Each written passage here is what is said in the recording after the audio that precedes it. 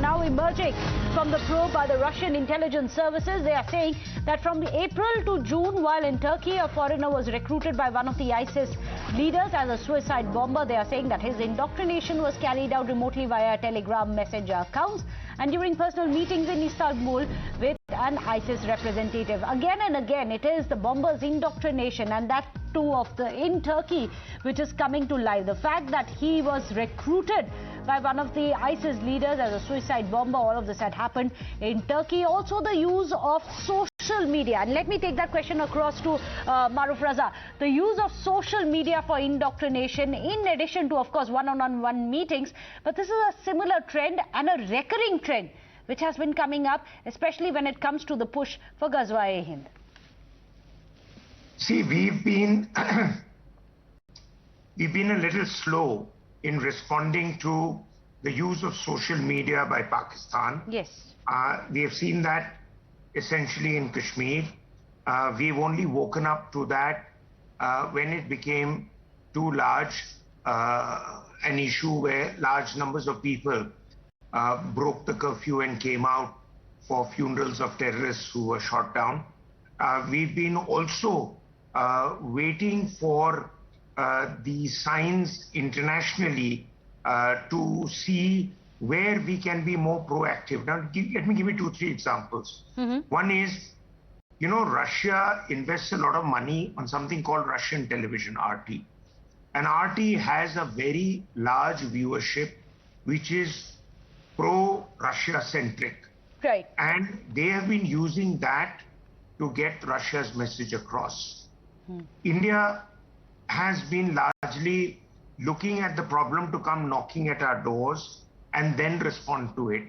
You have to go out and meet your challenge head on outside your borders, because in today's world, social media is a platform used everywhere. One of the elements that is dangerous for all terrorist outfits, let me give you an example of LTTE, that was a terrorist outfit. Their largest support base came from outside Sri Lanka in diaspora groups, largely in UK and Europe. They got the funding for them. They created a narrative which was pro them. Pakistan does it all the time.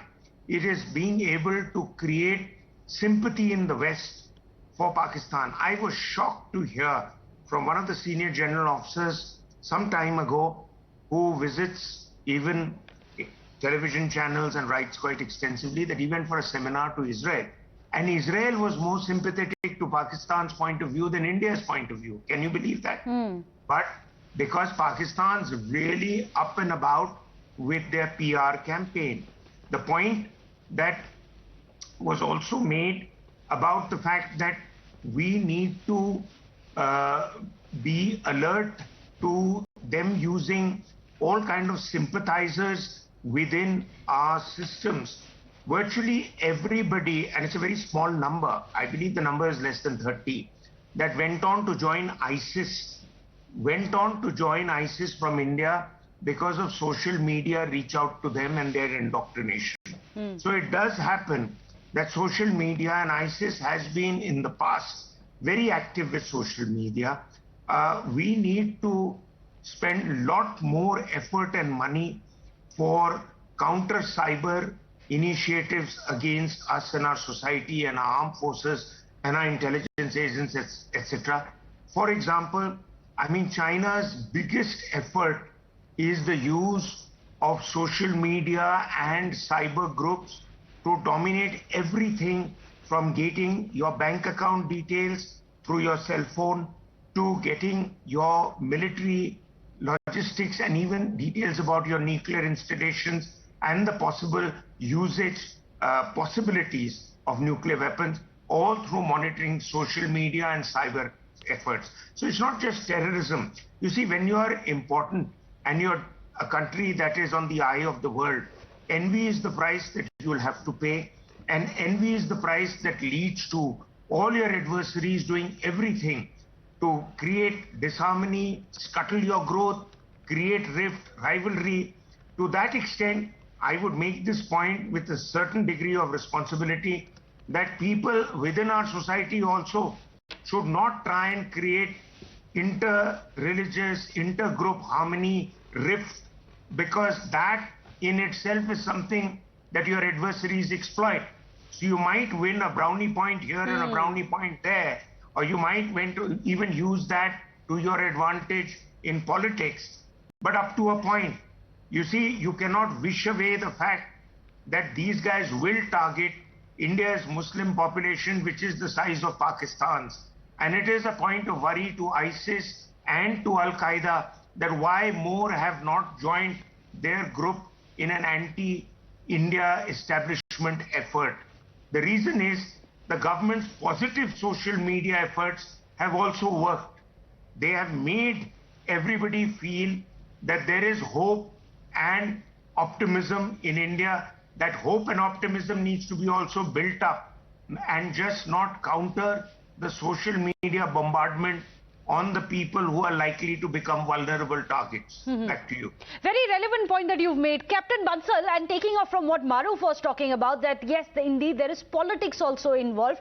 What would you like to say to those who have used this as an opportunity to instigate and vitiate within India at a time when India should have perhaps united against Islamist radicalism and recruitment and poisoning of the youth? There were those who were calling, for example, open calls to kill Nupur Sharma. There was an MP, an AIMIM MP, who actually went down and said that she should be hanged at a Choraha itself. That kind of incitement, has that enabled these kind of plots?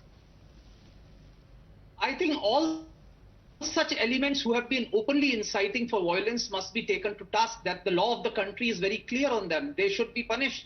There is no exoneration for them. And I think I agree with Maruf sir, what he said, that there has been a positive campaign, social media campaign by the government to counter this. But when you have to de-radicalize the hardcore militants, you will have to use a narrative which is seeped in theology. And all these people politicking who are for political reasons or for any other reasons are inciting people to youth, they must be taken to task, because it is not in national interest to politic on such issues which divide the society. We have to work to keep the society united, and for that we need to have a proper system of de-radicalization. Government needs to clamp down on that sort of social media posts which divide the society, which instigate the people, and open incitement for violence or for killing somebody should be a serious cause for concern. And I think anybody or everybody who makes such a statement must be imprisoned and taken to task. And that hasn't happened. Unfortunately, those who had actually backed the calls for Sartan Se Juda, perhaps this is a wake-up call, the way that they have fanned the fury of these Islamists as well. Maruf, coming back to you, and I'm going to ask you the same question I had asked Alok Bansal. How do we fight this? Now that we know that there is a global pattern which is emerging, and I agree with all of you when you say that there may be an excuse which is being used as an affront to the Prophet, but at the end of it, the nishana is that of Bharat. What should India be doing? You see, when the 26/11 attacks took place, I think I was one of the first people on television that said that attack is on India. Not how politicians refer to an attack on India, but India's growth story. That's why Mumbai was attacked. That's why, five-star hotels were attacked, and efforts were made to even reach out to other economic landmarks. Because Pakistan at that point of time became obviously conscious of the fact that the window for them to extract mileage out of India with terror attack was closing. Because India was growing economically, and India's economy by then had become at least 20 times bigger than Pakistan and everything else that goes with it.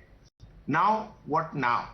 See, a terrorist is a person who's often picked up from parts of society as individuals who have no other hope in life.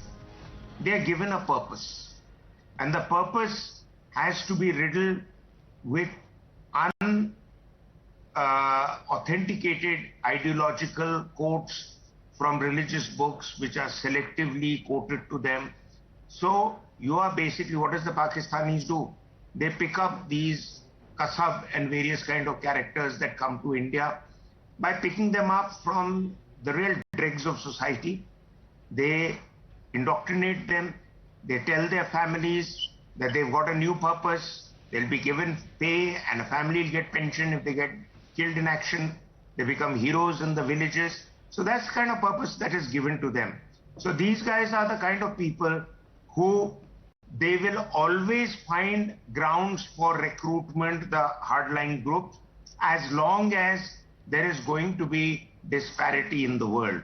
Now, America, which makes all these drum-beating noises about wanting to fight terrorism, they actually, if you look at much of the utterances that come from ISIS and Al-Qaeda, it's anti-America. Because America is the one that has created that huge disparity between haves and have-nots. It has sponsored Israel, which has done open daylight bombings of the Palestinians, and it's always a chicken and egg question as to who did it first. Did the Hamas bomb them, or did the Israeli Air Force bomb the Palestinians?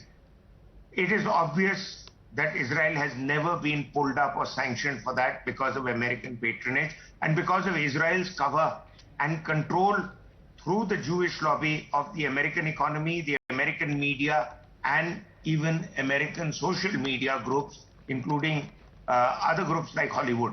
Now, India is in a unique position.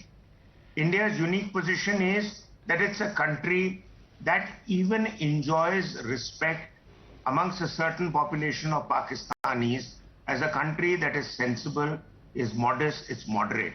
But we shouldn't get flattered about it. We shouldn't let our guard down. I have made this point earlier. I'm making it again to you. You know, in as much as we spend on our armed forces, we have to spend on our internal security and cyber forces. Let me give you just one statistic and it'll open your eyes. America, after 9/11, spends more on its internal security than its entire armed forces. And the Pentagon, which is a huge building where the American Ministry of Defense and the armed forces operate from, America has 3 buildings the size of Pentagon dedicated to homeland security. And the total number of people employed by America's internal security mechanism is more than the total number of people employed by America's armed forces. But you see American armed forces here, there, and everywhere. They have a global reach. They spend more on that. And in our context, we don't spend even 1/3 of what we spend on our armed forces on internal security. I'm not privy to the figures that we've spent on cyber security and all that, but I know the figures of what we spend on police, internal security forces, intelligence agencies. We just need to ramp it up if we want to be safe. Apart from us, we call ourselves an IT superpower. Right. We haven't been able to create an IT brigade which sits under the umbrella of the Home Ministry or the Ministry of Defense and neutralizes every anti-Indian social media post. We wake up to it when something makes a headline. Why aren't we doing it? There are so many people looking for employment and they've done your multiple languages on computer and so much of training, but you know, they should be X height, they should look straight, talk straight, be clean shaven. Then we'll indoctrinate and we'll take them into the armed forces. Important point. IT hub of the world, and yet there is no IT cell which is specifically created, reporting to the MHA, to counter the online threats which India has been increasingly seeing. In fact, Captain Bansal, even as we speak, according to the Home Ministry, that's the big breaking news which is coming in. Home Ministry has said ISIS has been using various internet-based social media platforms to propagate its ideology. The cyberspace is being closely watched in this regard by the agencies concerned, and action is being taken as per law. Captain Bansal, is it enough? See, it is not enough. As Maruf said, that I think we need to focus more on the field of information warfare, information security, cyber warfare. Whether this should be under Ministry of Home Affairs or whether it should be under Ministry of Defense or whether it should be under Ministry of IT or there should be a separate Ministry for Information and Cyber Warfare, we can contemplate and think about it. But we need to be cognizant of these threats. We don't understand. Very often there is a tendency in the higher echelons of government that anything that you don't understand is insignificant. That doesn't happen. And that's one of the reasons which I have been trying to say. The de-radicalization is extremely important. Cyber and information warfare is of course important, but we need to get at de-radicalization. But for undertaking de-radicalization, we need to understand what is the terrorist narrative, what is the narrative they are churning out. Because please understand, it is their potent narrative which is driving youth from different parts of the globe to come and indulge in acts of terror. So we need to understand what their narrative is, then counter that narrative. Because unless, of course, we understand their narrative, we can keep taking countermeasures. Without understanding their narrative, we will always fail. So if we have to counter them, we first need to understand what is it that is driving the youth, which is coming and indulging in this sort of ghastly act, to join them. Once we know that narrative, we can counter it, then we can fight them in the cyber domain, we can fight the information warfare, we can do a lot. But we need to understand that, and for that, especially while dealing with jihadi terrorist outfits, we need to understand Islamic theology. If we don't understand theology, we cannot counter it. So as far as cyber information, this is all required. But with this, you also need to understand the theology. What is it that is driving them? What is the misconception? What is the narrative that is being churned out and what is being fed to these terrorists that they get motivated enough to leave their homes thousands of kilometers away and come and indulge in such ghastly acts?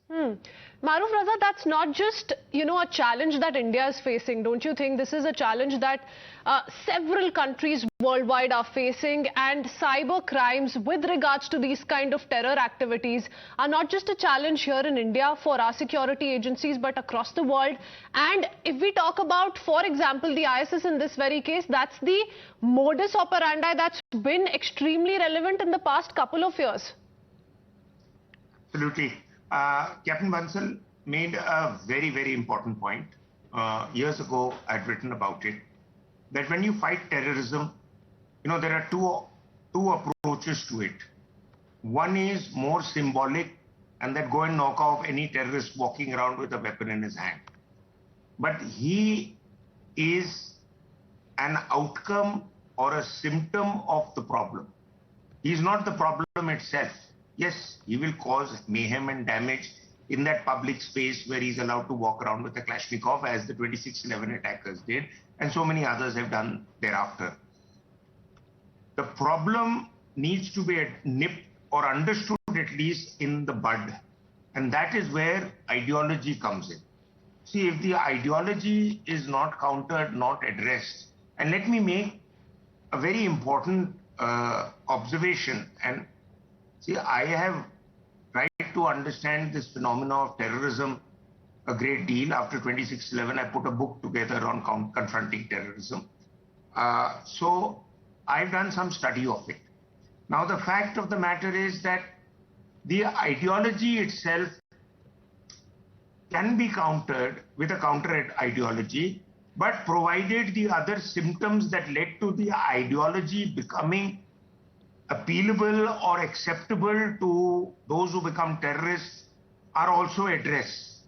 For example, you cannot keep telling every potential terrorist that come, we will give you a green card, come and live in America and see how democracy prospers so you don't have to go that route. For him, America is the land of the devil. So he's not interested in going there. He wants to be left alone in peace in the areas where he's recruited from, and some hope there. You have seen how wasted America's war on terror was in Afghanistan.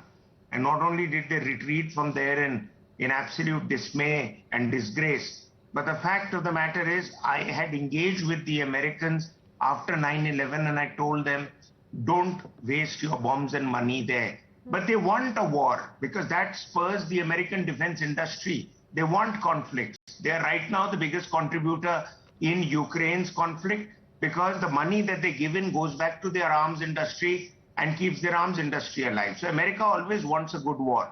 Now it comes to how do you deal with them at our level. Let me give you one or two revealing facts. For a long time, there were 15 to 17 Pakistani TV channels that were allowed to blare away on J&K through the TV networks that is provided there. And every 1 hour they would give surkiya, or they would give headlines which would be all anti-India news. And the rest of the time they'll give you Pakistani plays and Pakistani songs and what have you. So what happens is that when they hear the news, they hear anti-India news. So how do you get them to declutter their mind with anti-Indianism unless you also provide them pro-India information? That the government woke up to much later. This had been going on for at least 10 years, if not 15 years, till somebody realized, oh my God, this is something I've not looked at. So there are a lot of issues that we have been always slow off the mark. Whether it is our foreign policy on Pakistan or our policy on dealing with terror or terrorist attacks, we are always reactive. You have to become proactive. You have to become far, far more aggressive and be on the lookout to identify them. If Russia had not been on the lookout to identify such characters, they wouldn't have caught him. He would have gone to Russia, done his bit and tried to come to India.